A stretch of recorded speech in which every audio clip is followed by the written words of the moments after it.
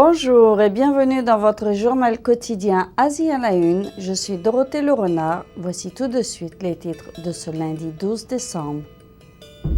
Campagne contre les entreprises de sécurité. 10 millions de logements à prix modéré. Un nuage de pollution recouvre Pékin. La grève qui avait commencé dans une usine de composants électroniques à Shanghai il y a 2 semaines s'est encore amplifiée. Mardi dernier, la police a arrêté une dizaine de manifestants. L'usine a annoncé des licenciements massifs sans aucune compensation avant de commencer à déménager l'usine sur un site difficilement accessible pour de nombreux ouvriers. Mardi dernier, à Shanghai, la police a arrêté une dizaine d'ouvriers d'une usine de composants électroniques. Quelques 200 ouvriers de l'usine IP International avaient arrêté le travail il y a 2 semaines pour dénoncer ce qu'ils appellent être un plan de relocalisation de l'usine dans une banlieue de Shanghai et demander une compensation pour les licenciements. Ils nous avaient promis qu'ils ne déménageraient pas l'infrastructure de l'usine tant qu'aucun accord ne serait trouvé entre les ouvriers et l'usine. Maintenant, nous n'avons aucun moyen d'arrêter la police. Les policiers ont mis en place un barrage et nous ne pouvons pas le franchir. Des ouvriers se sont mis à genoux devant la porte de l'usine et ils ont été arrêtés. IP est un sous-traitant de produits électroniques pour des clients comme Apple et Research Emotion, le fabricant de BlackBerry. Certains ouvriers se sentent désarmés face à l'attitude des autorités. Certaines personnes sont allées déposer une requête auprès des autorités. Ils ont répondu que nous étions toujours contractuellement liés à IP, donc nous ne pouvons pas porter plainte contre l'usine. IP et les ouvriers sont dans une impasse à cause de nos contrats. Ils n'ont pas dit s'ils allaient nous dédommager. Et maintenant, ils sont en train de démonter les équipements de l'usine. Cette année en Chine, de nombreuses grèves ont opposé les ouvriers frustrés par la hausse des prix aux entreprises menacées par le ralentissement économique. Les autorités de Pékin viennent de lancer une campagne pour limiter l'intervention des entreprises de sécurité privées. Ces firmes sont responsables de l'arrestation et la détention illégale des pétitionnaires qui se rendent à Pékin dans l'espoir de faire entendre leurs plaintes. Mais pour les observateurs, cette campagne n'est qu'un nouveau geste d'hypocrisie, la plupart de ces entreprises privées travaillant en étroite collaboration avec les autorités. La police de Pékin a lancé une campagne de 6 mois contre les entreprises de sécurité qui gèrent les prisons secrètes. Ces prisons secrètes sont des infrastructures illégales où sont détenus des pétitionnaires voulant faire appel aux autorités centrales de Pékin. Selon l'agence de presse officielle Xinhua, Pékin compte plus de 300 000 agents civils de sécurité. Plus de la moitié d'entre eux sont recrutés par des entreprises de sécurité non déclarées.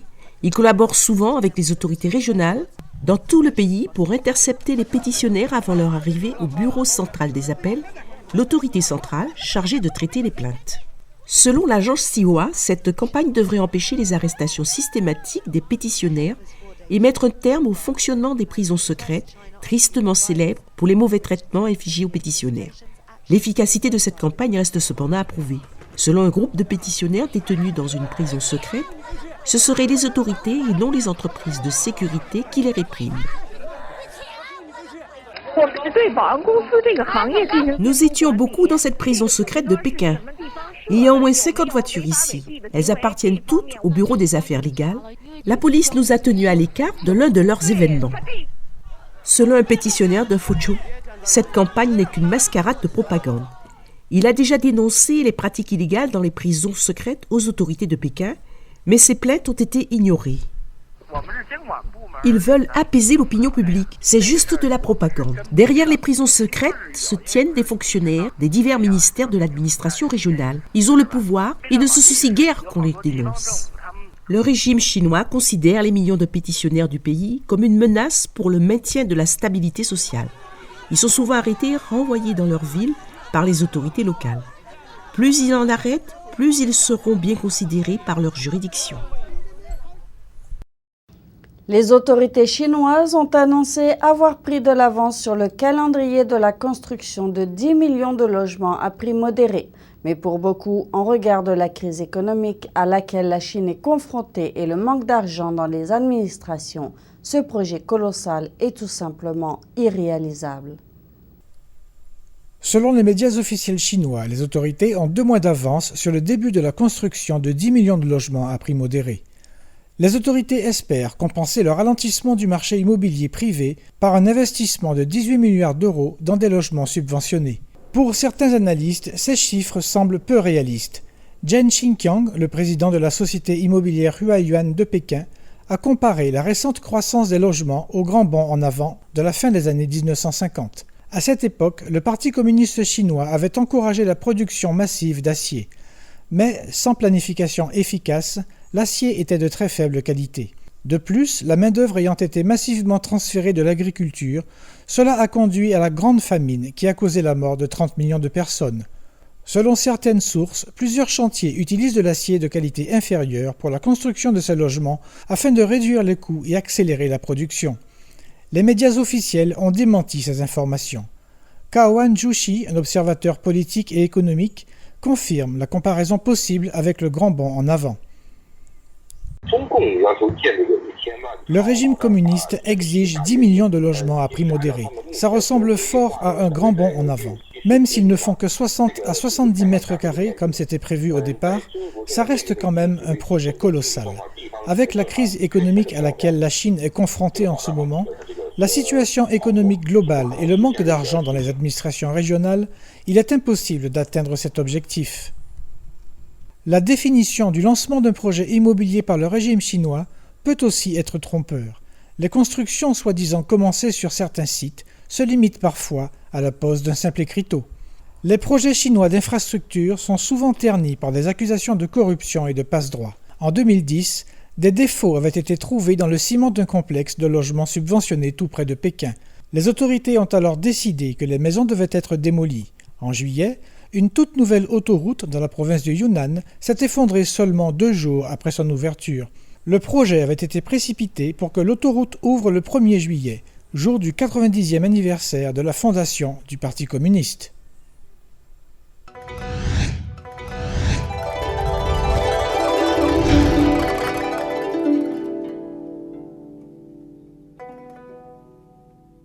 Selon l'indice de qualité de l'air de l'ambassade américaine à Pékin, l'épais brouillard qui recouvre la capitale chinoise depuis la semaine dernière s'avère être un nuage de pollution. Ce nuage a réduit la visibilité à quelques mètres, ce qui a fortement ralenti le trafic dans toute la ville et empêché les avions de décoller. Dimanche dernier, le centre météorologique de Pékin a émis une alerte jaune suite à l'épais brouillard qui a enveloppé la ville. Selon les médias officiels, le brouillard était si dense que la visibilité était réduite entre 10 et 20 mètres dans certains quartiers de la ville. Près de 100 vols ont été annulés pendant le week-end. Mais ce brouillard qui recouvre Pékin est en fait un gros nuage de pollution, selon l'indice de qualité de l'air de l'ambassade des États-Unis en Chine. Le nuage de pollution était si dense que les habitants ne pouvaient même plus voir le haut des bâtiments. La circulation s'est fait au pas dans certaines zones de la ville. Les gens ont même dû porter des masques. D'après le Wall Street Journal, les autorités chinoises ont été obligées d'annuler plus de 300 vols entrants. Le nuage de pollution grisâtre a aussi forcé la fermeture de grandes autoroutes. Pour continuer à aggraver la situation, les habitants de Pékin ont reçu des rapports différents sur la qualité de l'air. Les chiffres des autorités chinoises indiquent seulement une pollution légère, tandis que les mesures de l'ambassade américaine indiquent une pollution néfaste pour la santé et dangereuse. Cette différence dans les analyses vient du fait que les autorités chinoises mesurent la taille de particules plus grosses, entre 2,5 et 10 microns. Mais les appareils de l'ambassade américaine peuvent mesurer les particules en dessous de 2,5 microns. Cette analyse est plus précise car les particules les plus petites sont plus dangereuses pour la santé des gens. Cette différence énorme dans les indices américains et chinois sur la qualité de l'air a déclenché la colère des internautes chinois. Le Wall Street Journal reprend le commentaire d'un blogueur sur Sina Weibo disant que Pékin est dangereux. Le mois dernier, un gros nuage de pollution avait déjà recouvert Pékin, provoquant des problèmes pulmonaires et respiratoires chez de nombreux habitants qui avaient dû être hospitalisés d'urgence. Voilà donc pour ce journal du vendredi 12 décembre. Merci beaucoup de l'avoir suivi. De la part de toute l'équipe Asie à la Une, je vous souhaite une excellente journée. Vous retrouverez Christine Lee dès demain pour votre nouvelle édition. Au revoir.